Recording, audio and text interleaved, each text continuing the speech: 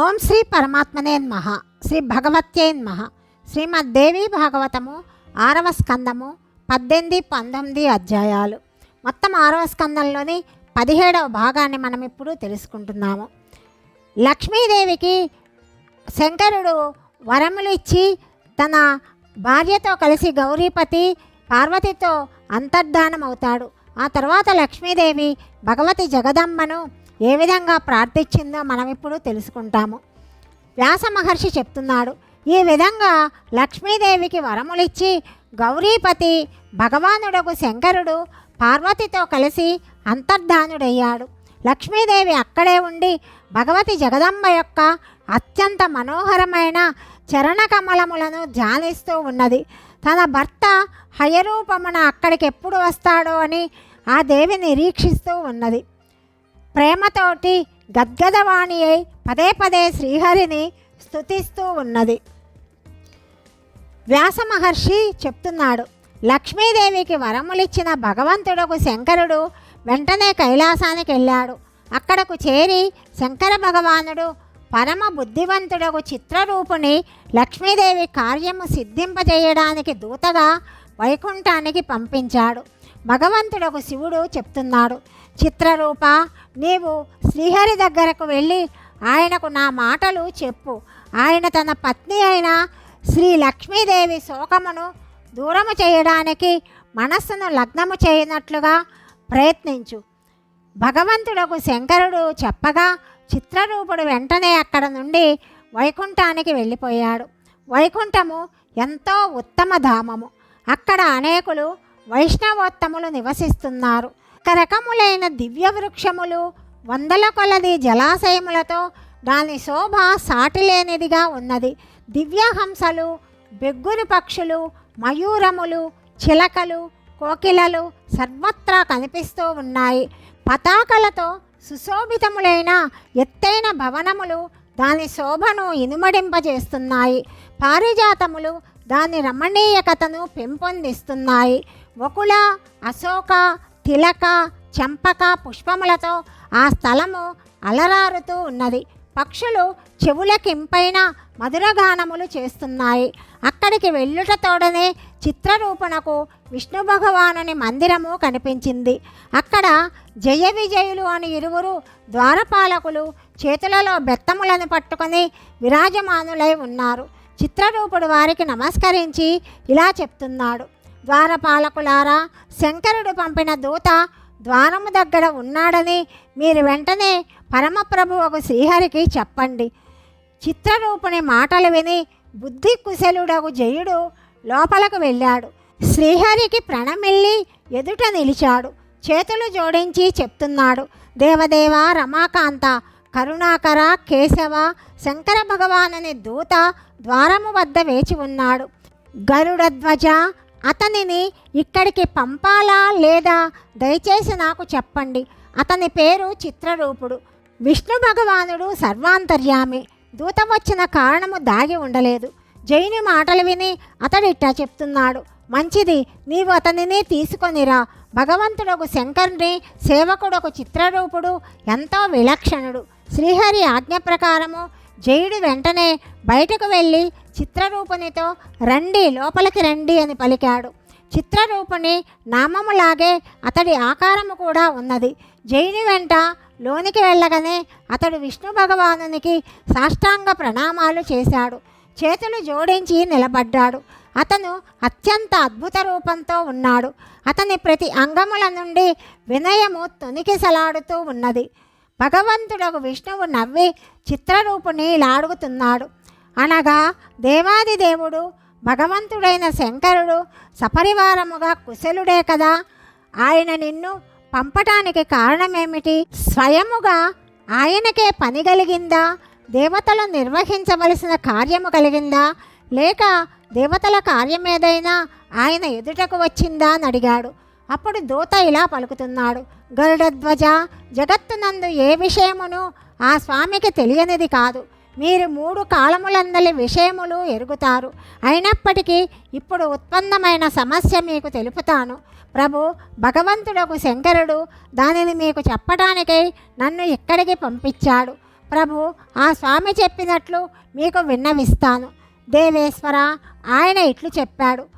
ప్రభు, మీ భార్య అయిన లక్ష్మీదేవి యమున తపసా నదుల సంగమమునందు తపము చేసుకుంటూ ఉన్నది. సమస్త కోరికలను ఈడేర్చు ఆ దేవి ఆడగుర్రము రూపమును ధరించి అక్కడకు వచ్చింది. దేవతలు, మానవులు, యక్షులు, కిన్నెరలు అందరూ కూడా ఆ దేవిని ధ్యానిస్తారు. ఆమె కృప లేకుండా ఏ మనిషి కూడా సుఖముగా ఉండలేరు. పుండరీకాక్ష శ్రీహరి, మీరు మీ ప్రేమైన పత్నిని పరిత్యజించి ఏమి సుఖాన్ని పొందుతారు? జగత్పతి, దుర్బలుడు, నిర్ధనుడైన వ్యక్తి కూడా తన భార్యను రక్షించుకుంటాడు. ప్రభు, మీరు జగత్తును శాసించువారు. లక్ష్మీదేవిని ఎందుకు పరిత్యజించారు? ప్రభు, తన భార్య దుఃఖముతో కాలము గడుపుతూ ఉంటే ప్రపంచమున అట్టివాని జీవితము ధిక్కరించినదవుతుంది. శత్రువు కూడా అట్టి వ్యక్తిని నిందిస్తాడు. మీరు మీ భార్యకు దూరముగా ఉన్నారు. ఆ దేవి అత్యంత భిన్నురాలై ఉన్నది. మిమ్ములను చూసి స్వార్థపరులైన శత్రువులు రాత్రింబవళ్ళు నవ్వుకుంటారు. దేవేశ, లక్ష్మీదేవి యందు సకల శుభలక్షణములు వింజమానమై ఉన్నాయి. ఆ దేవి ఎంతో సౌందర్యవతి, సౌశీల్యముతో విలసిల్లుతుంటుంది. ఆమె మీ చెంత ఉండాలి. ఆమెతో మీరు ఆనందముగా కాలము గడుపుటయే సముచితము. చిరునగవులు చిందించు ప్రియమైన పత్నిని పొంది మీరు సుఖించాలి. మహానుభావులకు మీరు లక్ష్మీదేవి చెంతకు వెళ్ళాలి. ఆ దేవిని ఊరడించి మీరు మీ ధామమునకు తెచ్చుకోవాలి. జగత్తునందు లక్ష్మి లేకుండా ఎవ్వరి ఉనికి కూడా స్థిరముగా ఉండలేదు. తమరు దయచేసి ఇప్పుడే అశ్వరూపమును ధరించి రమాదేవి చెంతకు చేరుకోండి. పుత్రోత్పత్తి తరువాత ఆ దేవిని తీసుకొని వైకుంఠానికి రండి. వ్యాస మహర్షి చెప్తున్నాడు. జనమేజయ, చిత్రరూపుని మాటలు విని భగవానుడకు విష్ణువు ఇలా చెప్తున్నాడు. చాలా మంచిది, అట్లే అగుగాక. తరువాత ఆ స్వామి చిత్రరూపణకు శంకరుని దగ్గరకు వెళ్ళమని ఆదేశమిచ్చాడు. దూత వెళ్ళిపోయిన తర్వాత విష్ణుదేవుడు అశ్వరూపమును దాల్చి వైకుంఠం నుండి బయలుదేరాడు. లక్ష్మీదేవి అశ్వీ రూపమున తపము చేసుకున్న స్థలానికి చేరుకున్నాడు. అక్కడ అశ్వీ రూపమున విరాజమానురాలైన లక్ష్మీదేవిని చూశాడు. ఆ దేవి దృష్టి కూడా భగవంతుడకు విష్ణువు మీద పడింది. నా పతిదేవుడు సాక్షాత్తు విష్ణు భగవానుడే.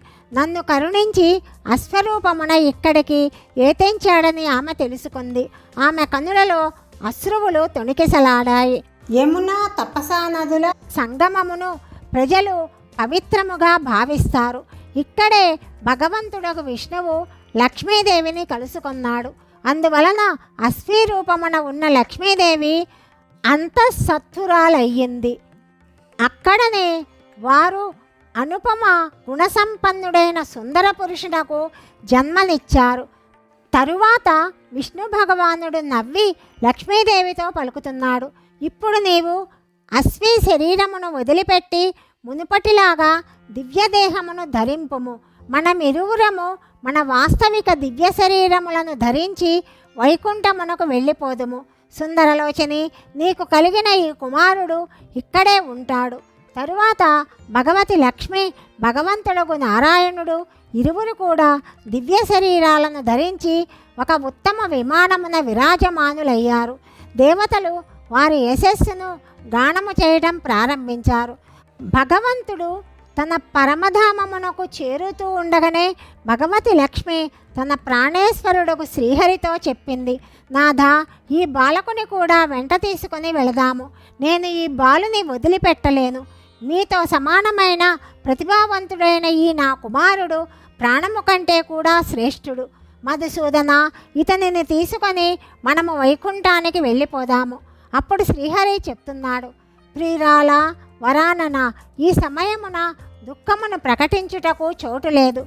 ఈ బాలకుడు ఆనందముతో ఇక్కడే ఉంటాడు. ఇతని పోషణాభారము వహించడానికి నేను ముందే ఏర్పాటు చేశాను. దేవి, పుత్రుని పరిత్యజించడానికి ఒక ప్రధాన కారణము ఉన్నది. దానిని నేను నీకు చెప్తాను విను.